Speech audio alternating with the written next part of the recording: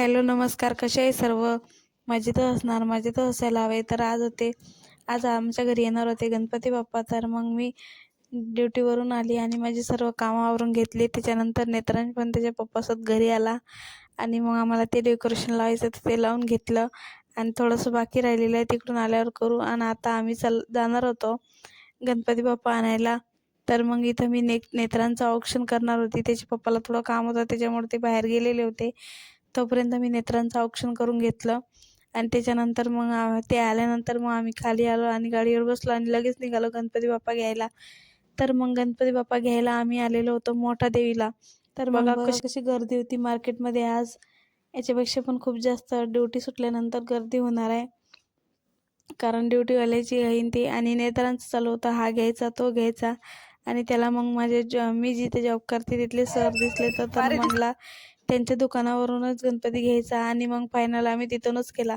आणि यावर्षी आम्ही खूप छोटी मूर्ती घेतलेली आहे, कारण की ते जे डेकोरेशन केलेलं आहे ना ते दिसायला हवं म्हणून छोटे बाप्पा आणलेले आहे आम्ही. तर मग आम्ही आलो घरी आणि मग मी नेत्रांजला इथं अशा प्रकारे त्याचं औक्षण वगैरे केलं गणपती बाप्पासोबत.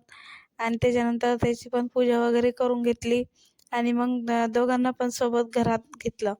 हे बघा मी अशा प्रकारे त्यांना वेलकम केलं गणपती बाप्पाचं.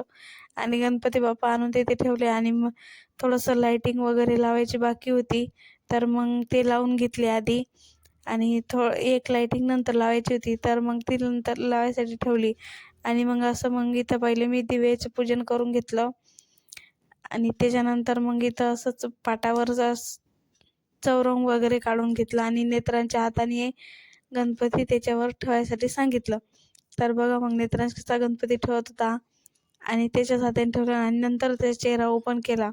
तोपर्यंत काही ओपन केलेला नव्हता, ठेवल्यानंतरच ओपन केला.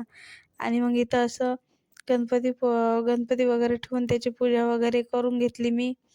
नेत्रांश पण माझ्याजवळच होता, त्याचं चालू होतं खाली पण गणपती बसणार होता तिथं जायचं, पण मग आम्ही काही जाऊ दिलं नाही त्याला, कारण बाहेर थोडा थोडा पाऊस चालू होता. आणि मग अशा प्रकारे गणपती इथं पाण्याच्या विड्यावर मी सुपारी ठेवत होती आणि आमच्या घरातले गणपती बाप्पा ठेवत होती. हे बघा गणपती बाप्पाचं सुद्धा आमच्या घरातलं पूजन करून घेतलं. आणि आमच्याकडे 5 दिवस असते गणपती बाप्पा. नेत्रांच्या वेळेस मी म्हटलेलं होतं, त्याच्यामुळे 5 वर्ष मी 5 दिवस बसवणार आणि त्याच्यानंतर बघू मग किती दिवस बसवायचा. आणि आता ड्युटीला जात असल्यामुळे शक्य पण नाही होत तसं जास्त दिवस बसवायला. आणि इथं असं मी पूजा वगैरे करून घेतली आणि असा गेला आमचा दिवस. थँक्यू.